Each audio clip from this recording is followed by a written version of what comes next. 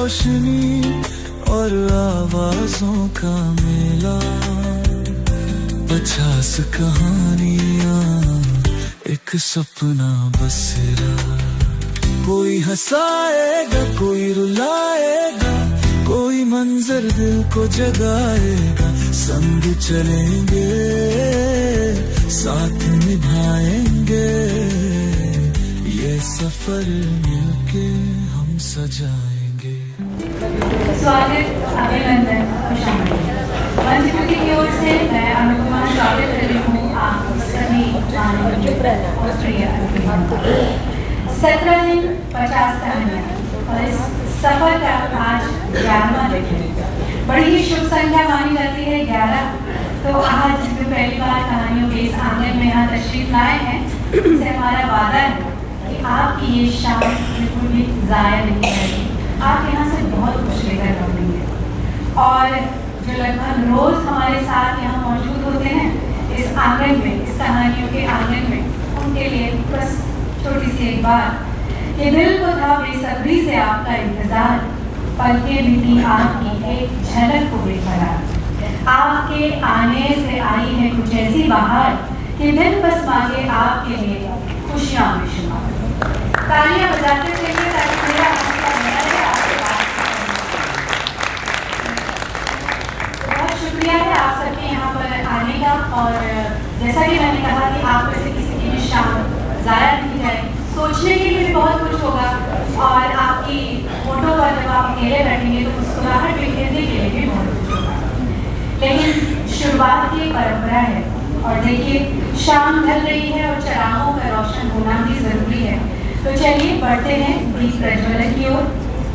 मैं मेरी निश्चित से गुजारिश करूँगी कि हमारी आज की लेखिकाओं को मंच तक लेकर आए।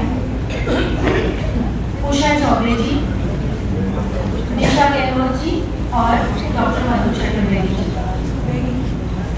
कृपया मंच तक आए। रचना जी प्लीज साथ में थोड़ा हेल्प करेंगे।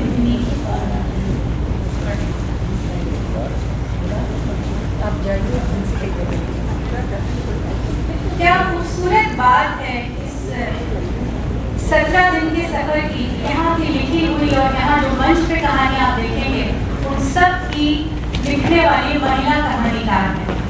ये एक अनोखा अपने आप में एक अद्भुत प्रयोग है मंच कृति की ओर से। और जब महिलाएं इस सफर में शामिल हुई हैं तो बात निश्चित तौर पर कुछ और हो जाएगी। तो तालियां बजा दीजिए महिलाओं के लिए।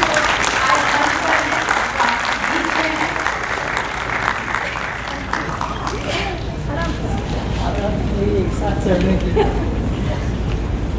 यहाँ मुलाकात होगी, दूसरी बात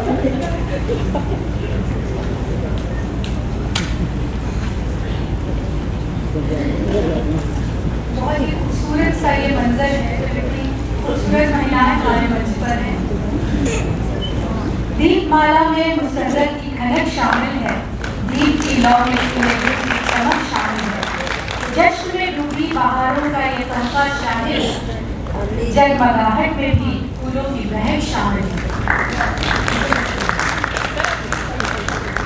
रोज की तरह मैं आज भी यही बात कहूँगी कि जो लौ इन दीपक से निकल रही है, इन दियों से इस रोशनी का उजाला जो यहाँ पे फैल रहा है, ये एक सकारात्मक ऊर्जा है जो सिर्फ इस मंच पे या इस दीप के आसपास नहीं बल्कि हम सब के दिलों तक पहुँचे, हम सब के मन के अंदर घर करे।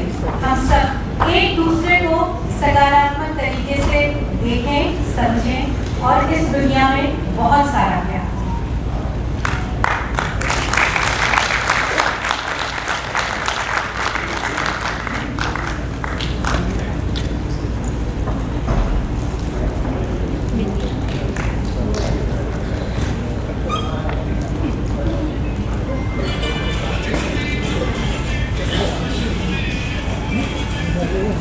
बहुत खूबसूरत गाना बनाए मोबाइल पर। गुजारिश है कि आप जरा फोन साइलेंट कर लें, आप सभी लोग।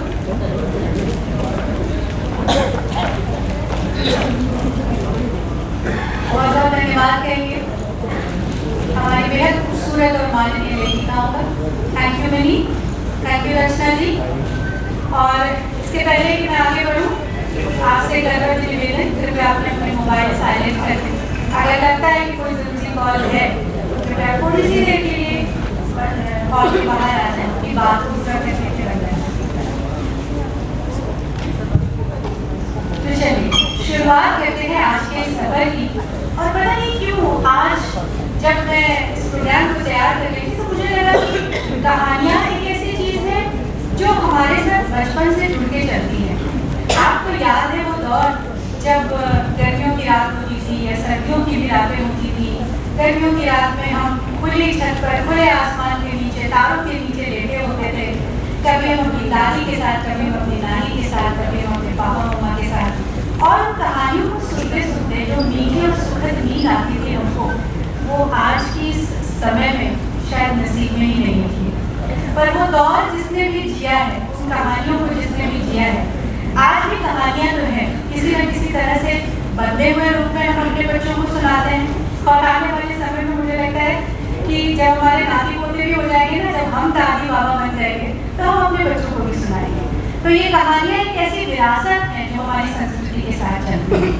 आज हम संस्कृति की ओर से इस 11वें दिन आप तक 3 कहानियाँ पहुँचा रहे हैं।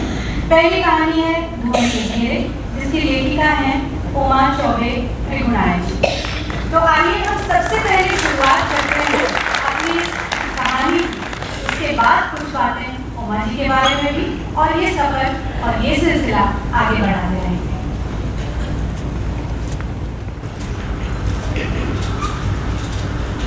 नमस्कार, मैं फरहाना फातिमा।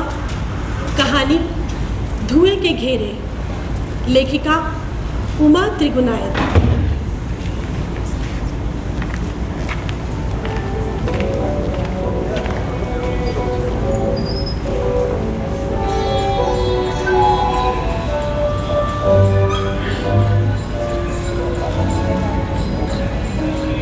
कल हमारे साहबजादे रवि स्कूल से अपनी शर्ट पर स्याही डालकर चले आए थे और धमकी इस बात की कि कल अगर इसे पहनकर जाऊंगा तो मिस क्लास में घुसने नहीं देगी, इसलिए इसे साफ कर दीजिए। अरे कल मैं भूल गई और आज सवेरे जब स्कूल ना जाने पर पूछा कि भाई क्यों नहीं गए, कोई दिक्कत है क्या, तो फिर कमीज दिखा दी। अरे मैंने भी गुस्से में कह दिया, नहीं घुसने देंगी तो बाहर बैठना, ये रोज रोज मेरे बस का नहीं है बिना साबुन के कपड़े धोना साफ करना। देखे तो हो 2 दिन से साबुन नहीं है घर में। भागो यहाँ से। उधर बिटिया रानी अपनी स्कूल की पिकनिक पर जाने के लिए पैसे मांग रही थी। अब आप ही बताइए, ये रोज रोज बिल्डिंग कोष, सहायता कोष, स्कूलों की मांगों से तो मैं तंग आ गई हूँ। अरे स्कूल की पिकनिक पर जाना जरूरी है क्या? घर में नहीं रुक सकती थी? सुबह सुबह बच्चों पर चीखते चिल्लाते देख बाप की बापता जाग गई और मुझे डांट कर बोले, क्या बात है, क्यों डांट रही हो? रोज सुबह सुबह ऐसे ही कोई रोते चीखते अपने बच्चों को विदा करता है क्या? अरे मेरे तो तन बदन में आग लग गई। मैंने भी कह दिया, मेरा तो कुछ भी कहना बस तुम्हें बुरा ही लगता है। अरे जीवन में इतनी उलझने हैं और मैं कुछ बोलूं भी ना। कितनी बार बोला है तुमसे कि विपिन बाबू को उधार दिए हुए पैसे वापस ले लो तो कुछ खर्चा ही चले, लेकिन नहीं, तुम मेरी सुनते ही कहाँ हो। मैं जब भी तुमसे कुछ कहती हूँ तुम सुनकर अनसुना कर देते हो। अरे जैसे विवाह के कुछ दिनों में मैं तो पराई हो गई। क्या सुख होगा है मैंने तुमसे विवाह के बाद? आगे बोलने का मौका ही नहीं दिया और चिल्लाकर बोले, अरे 4 पैसे क्या कमाने लगी हो, किसी को कुछ समझती ही नहीं। और मुझे भी क्या पता था कि तुम्हारे साथ मेरा जीवन इस प्रकार।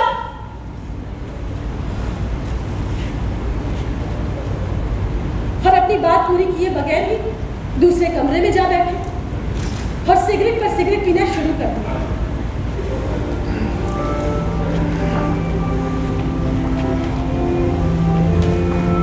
जानती हूँ, जब वो बहुत उद्विग्न होता है ना तो ऐसे ही लगातार धुआं उड़ाता है और उस धुएं में स्वयं को भूलने का प्रयत्न करता है। मैं सोचने लगी कि राकेश, कहीं ऐसा तो नहीं कि राकेश को मेरी कही हुई किसी बात से गहरा आघात लगा हो? क्या मेरा यही मतलब था? नहीं, बिल्कुल नहीं। अरे मैंने तो बड़ी सहजता से कहना चाहा था कि राकेश, विपिन बाबू को उधार दिए हुए पैसे इस माह तक अवश्य मुझे वापस लौटा देना। अरे यही तो कुछ पैसे हैं जो मेरे आड़े वक्त में काम आते हैं और मुझे जरूरत पड़ रही है। और फिर मेरी मेहनत से कमाया हुआ धन अगर डूब गया तो ओहो, मतलब बात कहां से कहां पहुंच गई। वे मतलब में नाराज हो गए। मनाने के लिए मैंने एक प्याली चाय दी और 2 बार कहा, चाय पी लो ठंडी हो जाएगी, पी लो ठंडी हो जाएगी, लेकिन कोई रिस्पॉन्स नहीं। मैं समझ गई कि राकेश रूठ गया। मैं भी बार बार नाटक बस अपना कार्य निपटाने के विचार से अपनी ही दिनचर्या में व्यस्त हो गई।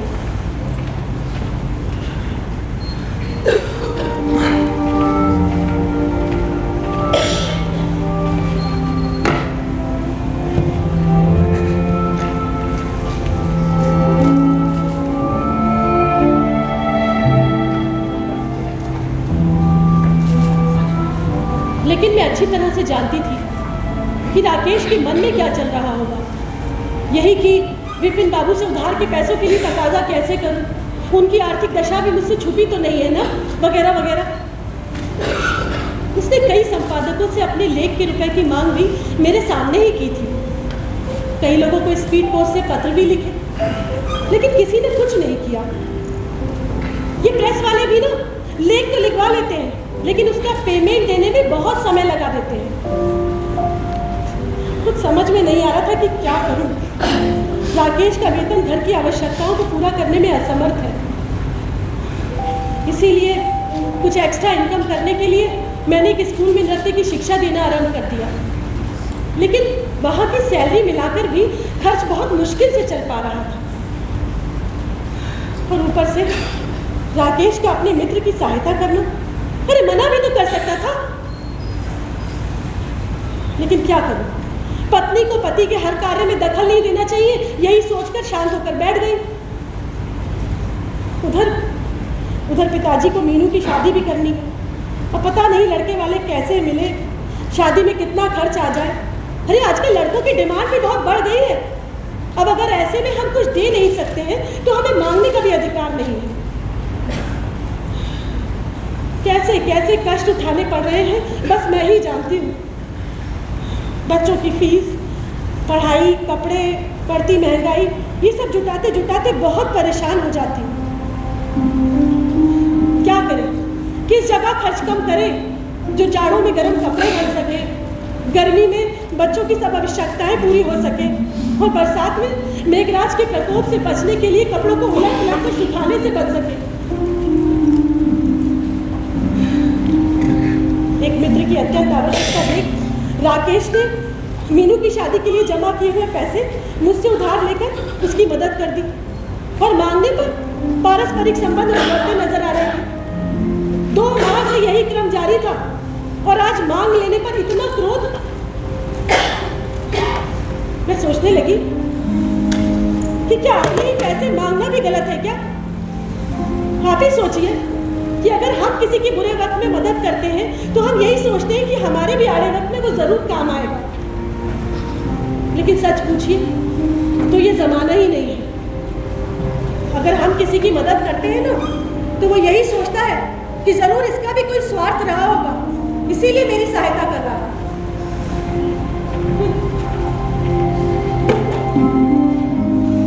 लेकिन राकेश को तो समझना चाहिए ना कि मैं घर का खर्च कैसे चलाऊंगी। उसने तो सब कुछ बस मेरे भरोसे पे छोड़ दिया है। ना ही कोई हिसाब देखना, ना कोई सामान लाना, और कह दिया कि बस तुम तो घर की लक्ष्मी हो, तुम ही संभालो सब कुछ। वाह वाह, बिना धन वाली लक्ष्मी। देख रहे हैं आप, बिना धन वाली लक्ष्मी। मैं यही सोचने लगी कि राकेश कैसे घर का खर्च चलाऊं मैं। तुमने तो सब कुछ मेरे भरोसे पे छोड़ दिया है। इन मर्दों की ना बस यही फितरत होती है कि अपना काम निकालने के लिए ये औरत को तार के पेड़ पर चढ़ा देते हैं और खुद अपना क्या 4 दोस्त मिल गए, निकल गए मौज मस्ती करने। कविता में कुछ मिले या ना मिले, लेकिन कविता पाठ करना है और छपने के लिए भी भेजना है, इन सब में बड़ा मजा आता है। ये सब इनको बहुत प्रिय लगता है। अब क्या कहूँ आपसे, मेरा परिचय भी इनसे कविता के माध्यम से ही हुआ। इनकी मीठी मीठी कविताओं के झांसे में आ गई और शादी कर बैठी। लेकिन शादी के बाद पता चला कि केवल कविताओं से ही पेट नहीं भरता है। अरे शुरू में तो जो इनको पारिश्रमिक मिलता, इनके मित्रगण आदि झपट चाय कॉफी में उड़ा देते और कहते कि भाभी जी से कह देना कि ऐसे ही रुपए अपने दोस्तों पर न्यौछावर कर दिया करें, नहीं तो किसी की नजर लग जाएगी। कभी कभी तो सोचती हूँ कि सच में इनके जीवन को ना किसी की नजर ही लग गई है। हमारी कई बार आर्थिक मुद्दों पर बहस भी हुई, लेकिन कोई हल नहीं निकला। कई बार हमने कोशिश की कि सब कुछ हल हो जाए, लेकिन कुछ नहीं हुआ। और फिर हार कर मैंने स्कूल में नौकरी कर ली। जब मैंने इनको अपना नियुक्ति पत्र दिखाया तो ये तो चौंक गए और वो सास भी कभी बहू थी वाला वो डायलॉग चिपका दिया, क्या तुम नौकरी करोगी, वो भी मेरे होते हुए? अरे अम्मा बाबूजी क्या कहेंगे? और फिर वो आज तक हमारे खानदान में किसी बहू ने नौकरी की है क्या? लेकिन मैंने तो नौकरी करने का निश्चय कर लिया था और मुझे गंभीर देख वो कुछ ना कह सका। जानता था कि घर की इस परिस्थिति में मैं उसे ही दोषी ठहरा दूंगी, इसीलिए पराजित सा अनुभव करके कोट उठाकर वहां से चला गया। शुरू में तो सब कुछ बहुत अटपटा सा लगता रहा। मैं अपने स्कूल जाती, उससे पहले वहीं चला गया होता और फिर उसे भी चाय पीकर सुबह खुद ही ऑफिस जाना होता। कभी कभी तो ऑफिस जाते समय विम्मी, अरे मेरा पर्स कहाँ है?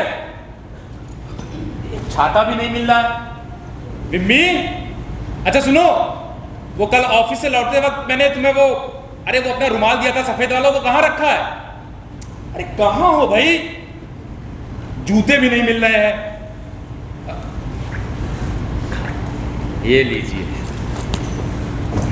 वो तो कॉलेज गई होगी, मैं तो खामखा चिल्ला रहा हूं। अब सारा काम अकेले ही करना पड़ेगा। मिल गए जूते। एक बात बताऊं, ये पत्नियां भी जो है ना, वो भगवान का ही रूप होती हैं। इन्हें हर चीज मिल जाती है और हमें ढूंढे नहीं मिलती। लेकिन मैं ये सब आपसे कह रहा हूं, उनसे नहीं कह सकता। उनसे कहूंगा तो मेरी ही बात हो जाएगी।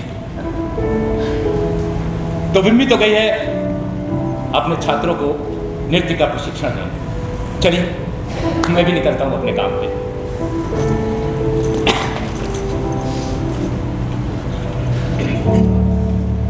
नृत्य की शिक्षा देते देते अक्सर मुझे भी उसकी याद आ जाती थी। मैं सोचती कि राकेश, पता नहीं तुमने ठीक से खाना खाया होगा कि नहीं, कहीं छाता घर पे ही ना भूल गए हो। अरे इतनी धूप में तो उसकी जान ही निकल जाएगी। मुझे याद है शुरुआत के वो दिन जब वो मुझसे कहता था, विम्मी तुम्हारी ये आशीर्वाद मुद्रा हमेशा मेरी रक्षा करती है, कभी किसी प्रकार का शारीरिक और मानसिक कष्ट नहीं होता। और मैं बिगड़कर उससे कहती, देखो तुम मुझे तंग मत किया करो, मैं तो तुमसे छोटी हूँ, तुम्हें आशीर्वाद कैसे दे सकती हूँ। बस इन्हीं सब विचारों में डूबे हुए कब शाम हो जाती पता ही नहीं चलता। एक बार तो वो ऑफिस ही नहीं गया और मैं साड़ी पहनकर अपने स्कूल जाने के लिए तैयार थी। वो दूर से मेरे लहराते हुए आंचल को देख रहा था और मैं भी उसकी आंखों से देख रही थी। वही आंचल जिस पर राकेश ने कविता लिखी थी, रूपसी तेरा आंचल। कविता पर और शीर्षक पर उसे पुरस्कार भी मिला था और मैं हंसकर उससे कहती कि ये तो मेरे आंचल की खूबी है जो तुम्हें पुरस्कार मिला। और वो कहता नहीं नहीं, मेरे कवि हृदय की खूबी है। मैं कहती नहीं, आंचल की खूबी है। कहता नहीं, कवि हृदय की खूबी है। मैं कहती नहीं, आंचल की नहीं, कवि हृदय की। आंचल की, कवि हृदय की, आंचल। और घंटों इसी छेड़छाड़ में निकल जाते। जब कभी मैं घर से बाहर जाती तो राकेश को तो घर काटने को दौड़ता था। वो बस मेरी प्रतीक्षा में इधर से उधर बस चक्कर लगाता रहता और फिर कागज कलम लेकर सुंदर सुंदर कविताएं लिखने बैठ जाता। ऐसा करने से इन्हें लगता है कि इनकी प्रेमिका इनके पास बैठी है। मेरा तो ख्याल है कि ये कवि लोग तभी कविता कर पाते हैं जब विरह और वियोग की आग में जलते हैं, है ना? और जब मैं घर वापस आती तो मुझे वो अपनी उन कविताओं को दिखाता। अरे मेरी तो हंसी फूट पड़ती थी। मैं तो हंसकर लोट-पोट हो जाती और कहती कि हाँ, अब तुम बहुत बड़े कवि बनने वाले हो।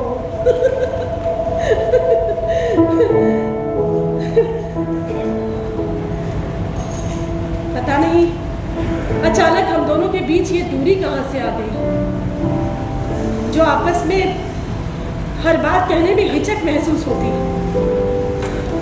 सुबह से शाम तक बस औपचारिक बातचीत, दबे तुले शब्द और फिर अगले दिन का इंतजार। बच्चे भी डरे सहमे से अपनी ही दिनचर्या में व्यस्त। कभी कभी राकेश घर जल्दी लौटता और कहता कि आज कहीं घूमने चलेंगे, लेकिन घर आने पर वो देखता कि मैं तो बस बच्चों की पढ़ाई में मगन हूँ। और फिर जब मैं उससे उसके असमय आने का कारण पूछती तो वो भी मौन रह जाता। और फिर मैं उसकी चाय और घर का खाना वाना बनाने में व्यस्त हो जाती और उसके बाद फिर वही अपने बच्चों की पढ़ाई, उनका पाठ सुनना, इन सब में लगी रहती। राकेश का तो सारा जोश ही ठंडा पड़ जाता था। मैं अक्सर सोचती,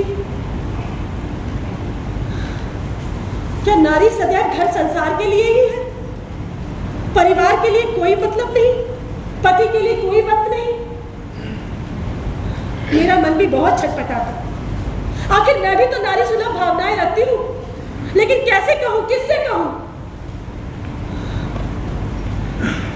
राकेश भी छत के किसी कोने में जाकर एकांत में अपनी कविताएं लिखने बैठ जाता, लेकिन क्या वो ऐसे में अपनी कविताएं लिख सकता था? नहीं, खोए मन से कविता का हृदय से निकलना असंभव है।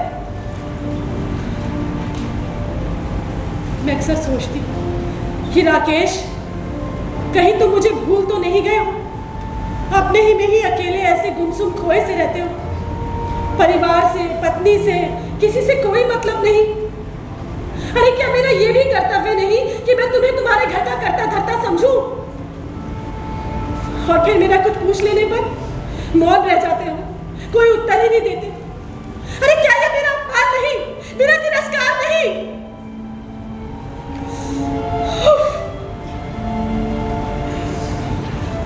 इसी तरह के विचारों का झंझावात आकर मेरे मस्तिष्क को मथ जाता। मेरी हिम्मत भी अब जवाब दे रही थी। सर दर्द से फटा जा रहा है, इसीलिए आज छुट्टी लेकर घर पर ही पड़ी।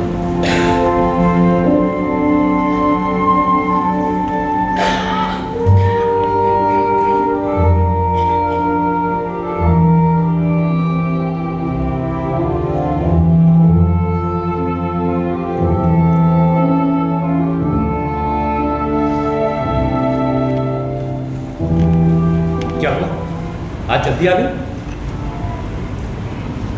क्या बात है? तबीयत तो ठीक है ना? हाँ, बस सर में थोड़ा दर्द था। तुम बैठो, मैं चाय बनाकर लाती हूँ।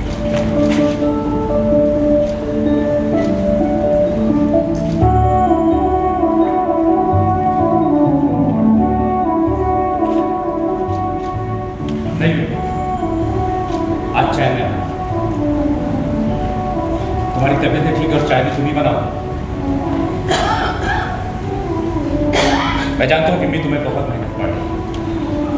ये सब कब तक, कहाँ तक ऐसे चलेगा? तुम बहुत परेशान रहती हो, मुझसे दूर दूर, अलग अलग। अच्छा बिम्मी, क्या तुमने बच्चों को दुख नहीं पहुंचाया?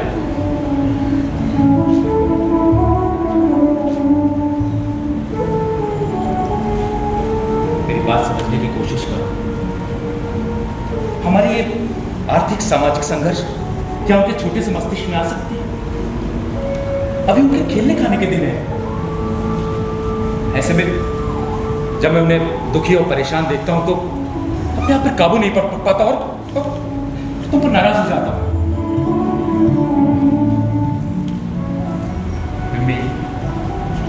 इन छोटी छोटी बातों और दुखों को लेकर हमारे आपसी संबंध खराब हो, ये तो ठीक नहीं है ना।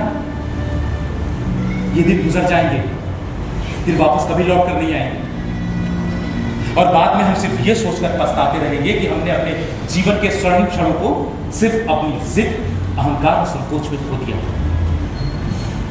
ईश्वर ने जो हमें स्वर्णिम क्षण दिए हैं, हमें उसका आनंद उठाना चाहिए और अपने बच्चों को उस आनंद में शामिल करना चाहिए, ताकि जब हम बूढ़े हों तो वो भी हमें अपने साथ शामिल करें।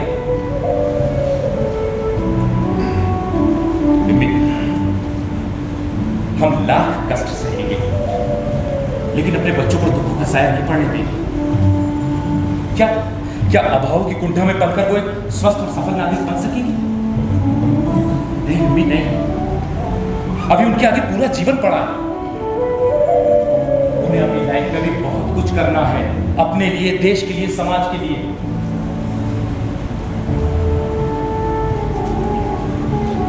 कभी एकांत में मुझे समझने की कोशिश करना।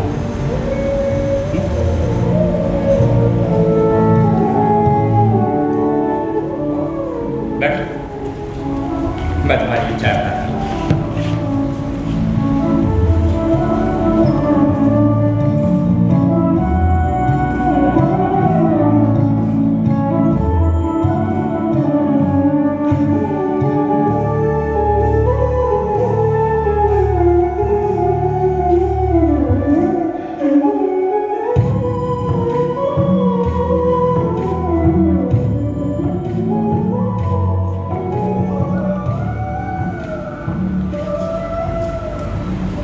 समझ गई कि राकेश के विचारों में क्या है।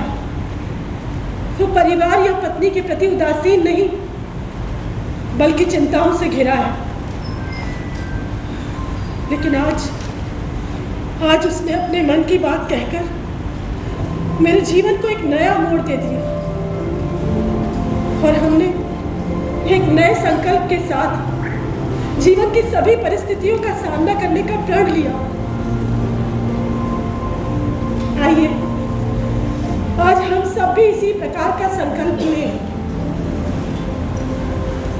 कि परिवार को कभी बिखरने नहीं देंगे, जीवन को कभी धुएं के घेरे में फंसने नहीं देंगे।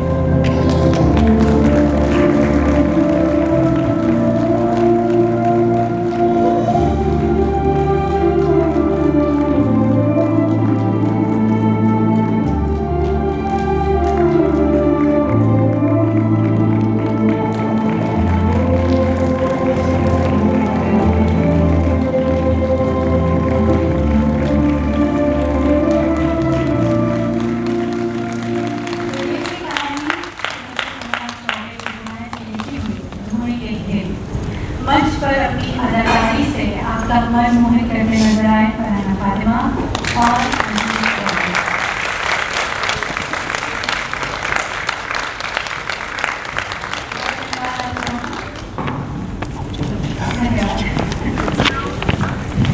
अब बात उनकी कर लें जिन्होंने इस कहानी के माध्यम से बहुत ही खूबसूरत संदेश दिया कि कुछ भी हो जाए, हमारी जो पारिवारिक एकता है उसको संजोए रखने के लिए कई बार बहुत सारी चीज़ों से गुजरना है। कुछ बातें स्वागत में सागर करने वाली एक बार फिर से श्रीमती उमा चौबे त्रिपुरारी जी के बारे में। बरेली उत्तर प्रदेश में इनका जन्म हुआ। हिंदी, अर्थशास्त्र, राजनीति शास्त्र आदि विषयों से स्नातक और अर्थशास्त्र में स्नातकोत्तर उपाधि आगरा विश्वविद्यालय से प्राप्त की। Film television society of India से प्रायोजित अंशकालिक पाठ्यक्रम में एक ग्रेड प्रशिक्षण। उत्तर प्रदेश संगीत नाटक अकादमी लखनऊ से नाट्य प्रशिक्षण कार्यशाला सत्र पूर्ण किया। इसके साथ ही साथ 1969 से आकाशवाणी और दूरदर्शन से संबंधित लोकगीत, कविता, कहानी, संगीत, रूपक, लघु कथा, बाल गीत और लोकगीत कलाकार के रूप में बहुत लंबे वक्त तक काम किया। मंच पर प्रस्तुतियां भी दी। स्तरीय पत्रिकाओं में लेख, कहानी आदि प्रकाशित। काव्य गोष्ठी एवं मुशायरे में भी प्रतिभागिता रही आपकी। विभिन्न सांस्कृतिक साहित्यिक कार्यक्रमों का अंतर्राष्ट्रीय ख्याति प्राप्त कलाकारों के सहयोग से आयोजन भी किया। संगीत, फोटोग्राफी और सामाजिक कार्यों में उमा जी की बहुत अभिरुचि रही। एक व्यक्तित्व कितना पूर्ण हो सकता है, यहाँ सिर्फ साहित्य लेखन की बात नहीं, लेकिन और भी बहुत सारी चीज़ें आपको पता चली। और इसके साथ साथ अगर मैं कुछ और भी बात करूँ प्रकाशित होने वाली कृतियों के बारे में, तो गजल संग्रह है, गीत संग्रह है, काव्य संग्रह, बाल साहित्य, कहानियाँ, ललित कलाओं पर केंद्रित समीक्षात्मक निबंध संग्रह इत्यादि, और नृत्य नाटिकाएं, नज्म, गजल इत्यादि बहुत सारी चीज़ें ऐसी हैं जो अभी हमारे सामने आई हैं। और अब हम बढ़ेंगे आगे इस खूबसूरत कहानी के बाद। बीच में जैसा कि मैंने पहले भी कहा कि जो लेखिकाएं मौजूद हैं, मंच कृति का ये 17 दिनों का सफर 50 कहानियों का सिर्फ महिला कहानीकारों के द्वारा लिखी गई कहानियों के साथ चल रहा है। और हम बहुत आभारी हैं उन लेखिकाओं के जो आज यहाँ पर बैठी हुई हैं या जिनकी कहानियाँ हम अपने मंच के माध्यम से पहुँचा पा रहे हैं।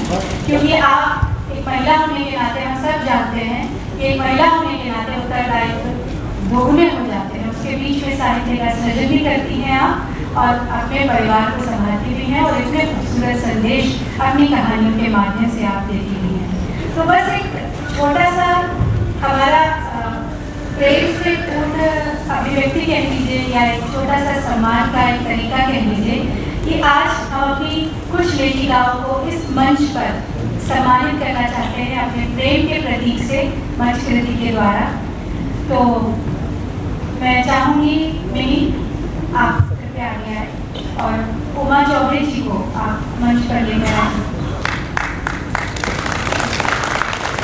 साथ ही साथ दशा जी, मैं चाहूँगी यहाँ पर पूर्व additional chief secretary Mukul Singhal ji मौजूद हैं और साथ ही साथ IAS जयती चंद्रा जी भी हैं। कृपया आप लोग मंच पर आए।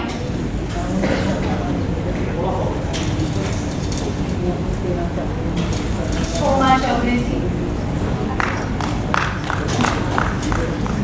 उमा चौबे जी, मैं चाहूँगी पूर्व additional chief secretary Mukul Singhal ji कृपया मंच पर आए और IAS जयती चंद्रा जी यहाँ पर मौजूद हैं।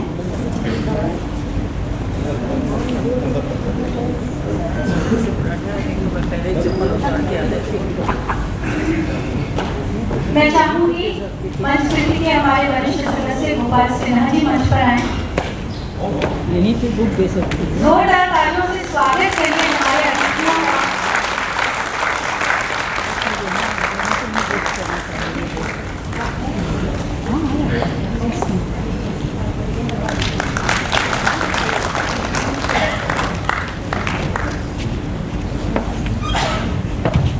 गोपाल सिन्हा जी से गुजारिश है कि कृपया मंच पर आए।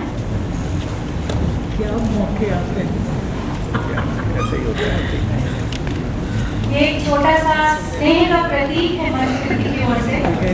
आपके शब्दों के लिए तो कोई बात हो ही नहीं सकती है, सिर्फ हमारे दिल की, हमारे मन की भावनाएं हैं जो हम आप तक पहुंचा सकते हैं।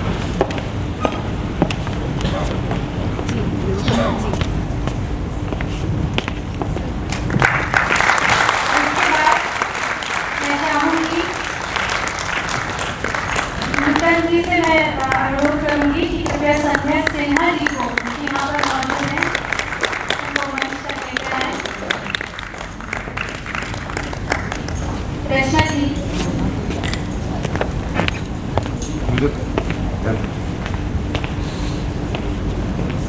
संध्या सिन्हा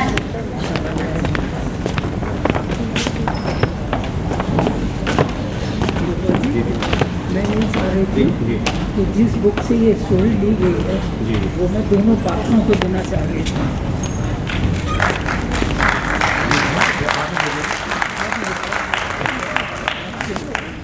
करवा देते हैं मेरे पर्स संध्या सिन्हा जी मंच पर मौजूद हैं वो आपका कहाँ कौन सा पर्स है आपका? जी बताए। आप किधर थे?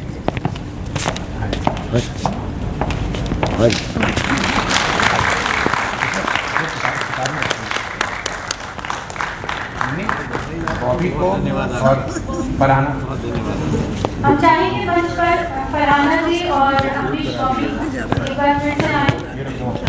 आपने जिस कहानी को अभी दिया है ये फोटो दिखेगी। उसकी लेखिका उमा जी आपसे कुछ कहना चाहती है।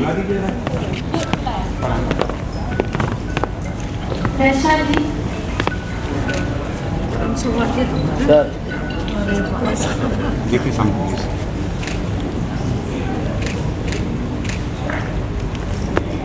बॉबी एक और करवा दीजिए, एक और करवा दीजिए मुकुल जी के लिए। अच्छा तो फिर दो निकला लो।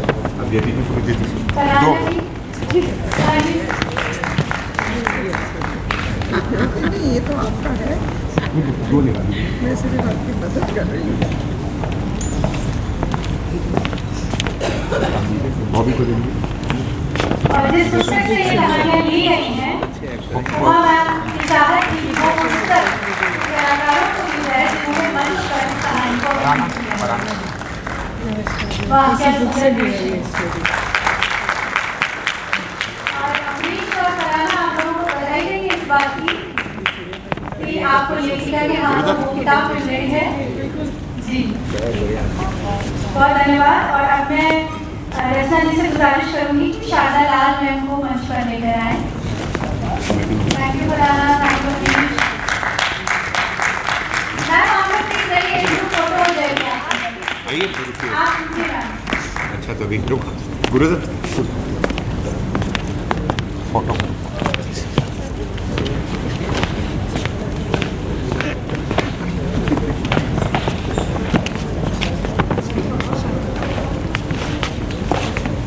सुंदर जी हम चाहेंगे इसके बाद डॉक्टर मधु चतुर्वेदी जी को आप मंच पर लेके आएं। तालियों से सभी नाम करेंगे।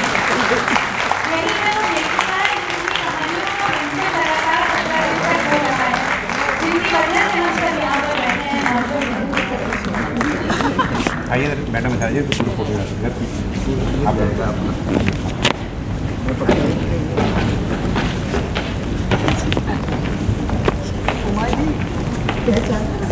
डॉक्टर मधु चतुर्वेदी।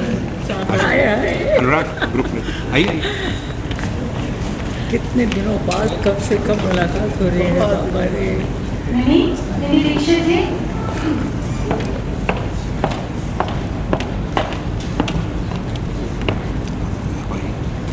और इसके बाद निशा गिलोट जी को मंच पर ले जाएंगे।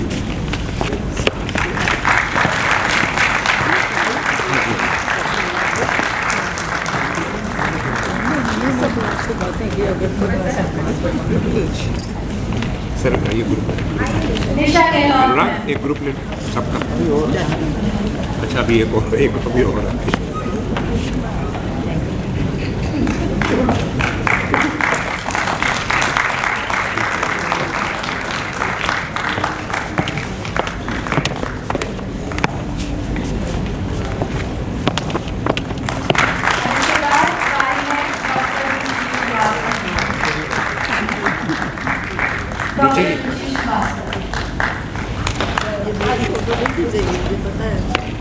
तुम्हारी थाली खींचेगी निशा, मेरी फोटो किसकी बोलो खींचो दीदी की मेरी फोटो खींचो।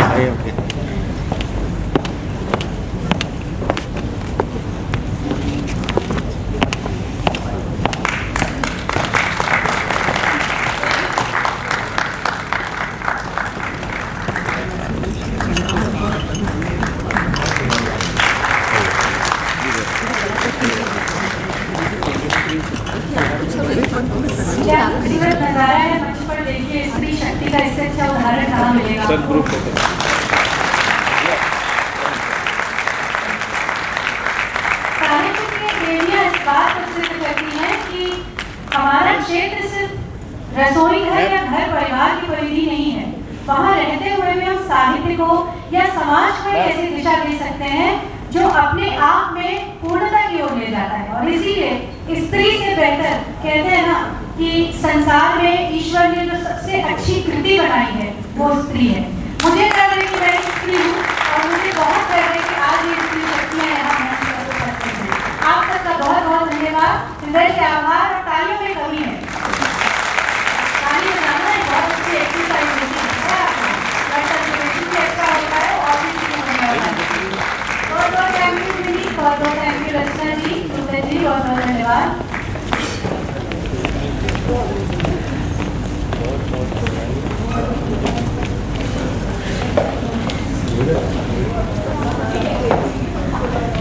She is a bold woman, right?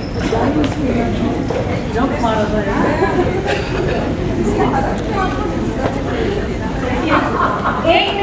अगर एक स्त्री लड़खड़ाती है तो दूसरी यहाँ सहारा लेकर कहती है कि मैं हूँ साथ, आपको मिलने में हूँ।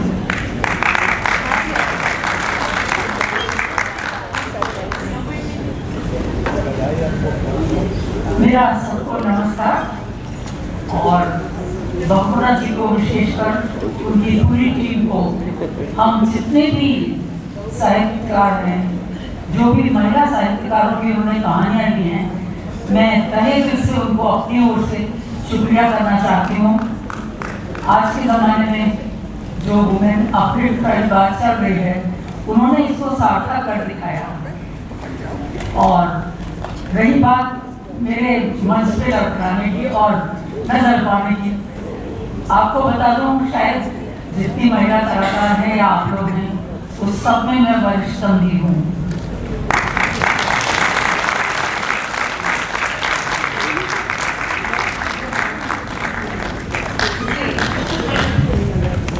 बहुत ही यंग एंड बहुत ही खूबसूरत हमारी उमा जी, जो सिर्फ 89 ईयर्स की हैं अभी,